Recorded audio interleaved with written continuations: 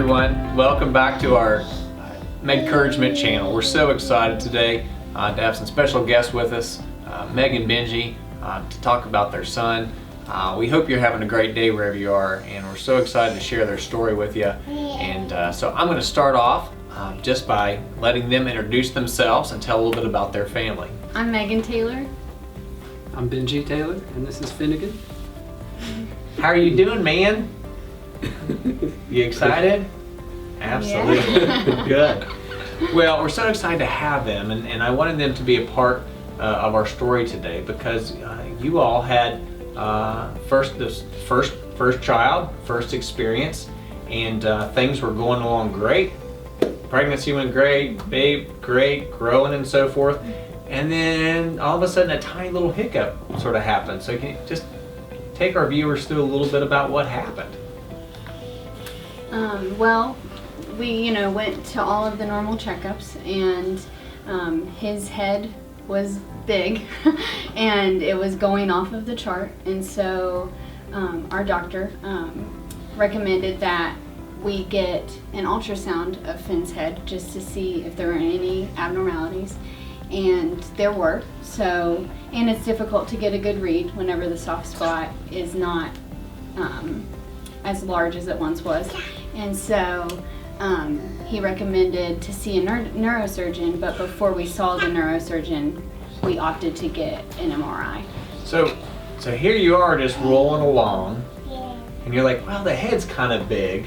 You probably were thinking a little bit out of it, but then all of a sudden, bam. Yeah. How did you all handle that emotionally when all that news sort of came at once? Not well, because it was a shock to us, because even though his head was measuring big, developmentally we didn't see any signs or any problems, and so maybe I was a bit naive, but I didn't expect any kind of anything to show up in the MRI. And truthfully, I don't think that our doctor did either, because of how well he was doing speech-wise, developmentally, in general. We didn't expect anything to come of this. We expected to just go home like normal. Right. Yeah. So you go home that night, you've had a little bit of time to process, and then what did you do? Did you just talk to each other? Did you call your family? Did you go Dr. Google? How did you sort of handle that? It was a whirlwind, because the day that we had the MRI done, Bless you. we were expecting to go home. The nurse was taking his IV out, and then the doctor calls the recovery room and tells us that they found something on the MRI and that they wanted us to stay in the hospital that day. And so we stayed there all day long with very little information. We were under the impression that he might need emergency surgery that day. We truthfully just didn't know how to advocate for our son at that point, because we weren't given, we may have been given the information, but we weren't able to process it because we were in so much shock. And so we stayed there all day, waiting to see the neurosurgeon. He wasn't allowed to eat or drink. They put an IV in and didn't give him fluids, so he hadn't eaten or drank since the night before. And we saw the neurosurgeon at probably like 3 or 4 p.m. After having the MRI about 8 or 9 a.m. So is it safe to say you all were scared? Oh yeah, it was the worst day of my life. Right. And how did the healthcare providers that you had, how did they interact with you guys during that time? Because we have a lot of our viewers are trying to understand how they can become better at encouraging and inspiring patients and so forth. And so what would be some of the lessons you would have them to understand about how things were going in your all's world right in this whirlwind of all this time? It was difficult because I would say the care was thorough and constant throughout the day, hearing from the nurses and different doctors, but seemed like we spent all this time waiting to hear from the neurosurgeon. And what was challenging is that a doctor had never seen our son. So, and then at that point we were kind of hearing more about reading the scan versus reading the patient. And Right. so the doctor at that point, they saw the scan, and I don't know if I should use the word freaked out, but they had this reaction, and all of that happened before actually seeing the son. So our son. So once they finally came and met him, I think things kind of chilled out a little bit, Right. you know, and I think he had a not such an urgent reaction. Right. And so that was kind of comforting once we kind of sensed his reaction eventually when we got to see him. And later so in the day. what did they tell you that Finn had? Chiari malformation, one. Okay. And he also had a cyst at the front of his brain. And then they said Do they use the word hydrocephalus? they thought he had hydrocephalus at that point. Yes. Okay. And so you guys are not medical professionals, Right. right? I don't know. You're both I'm like, teachers, yeah, right? yeah. By training. Yeah. And so your reaction to all that medical jargon, Yeah, I mean, how did that play out in the room then? it's scary. I didn't know what those things Yeah. meant really.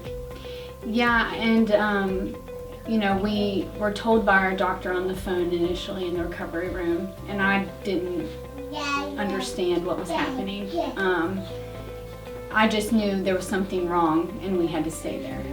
And I really didn't even know why we had to stay there because I was so shocked. And then later on we got up to, I believe it's the PICU, and a neurologist came up and explained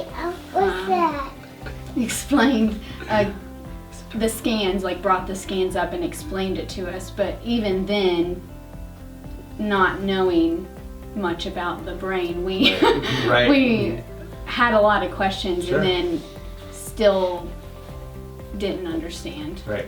So safe to say it takes time. Yeah. Days, weeks, sometimes months to process everything that's going Yes. on. Yeah.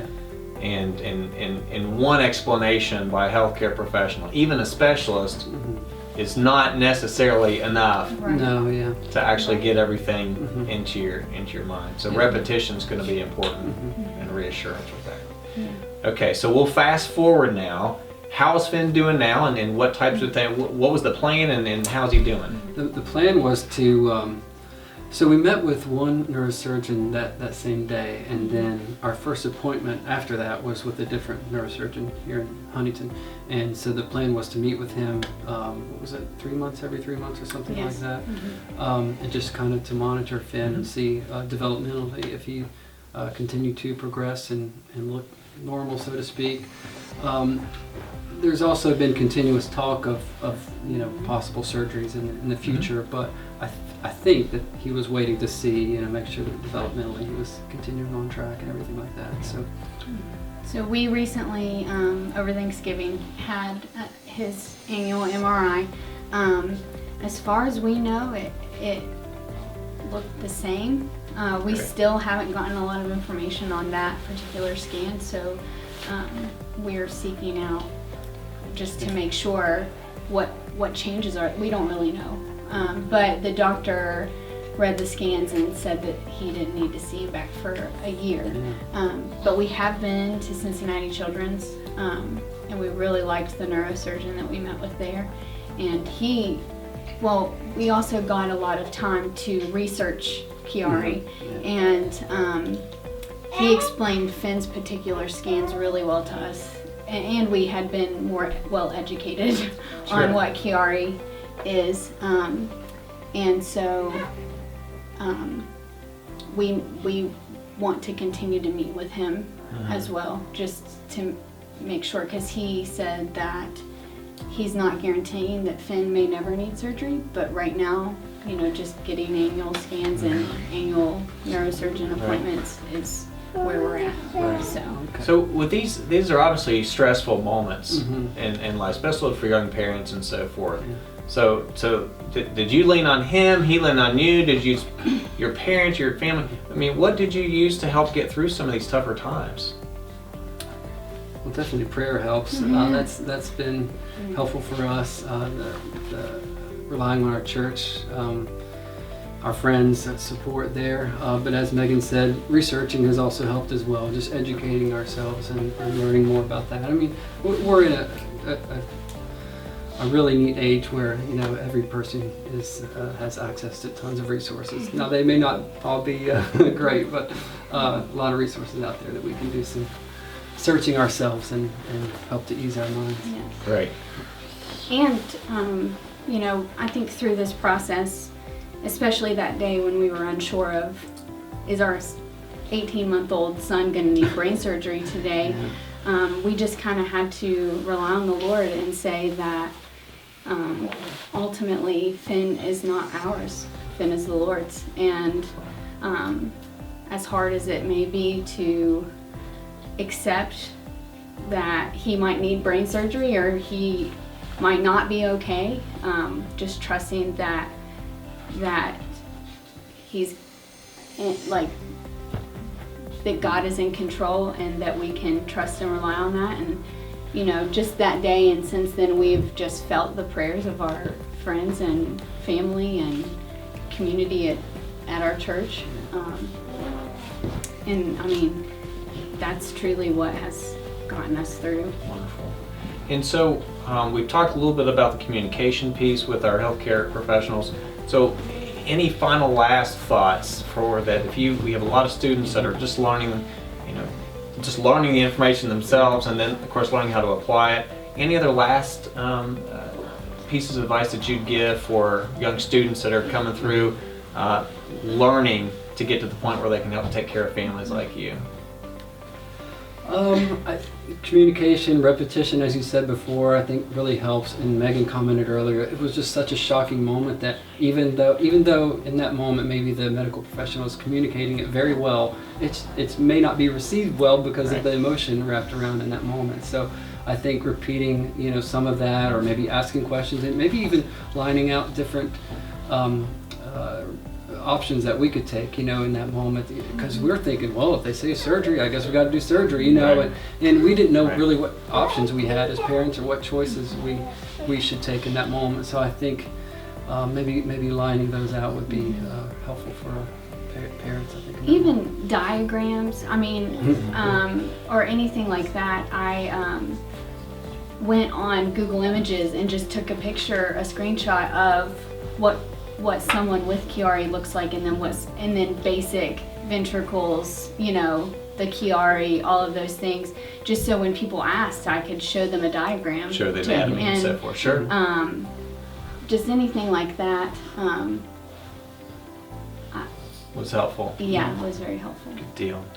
Well, Megan, Benji, Finnegan, Ben, thank you so much for agreeing to be a part of this.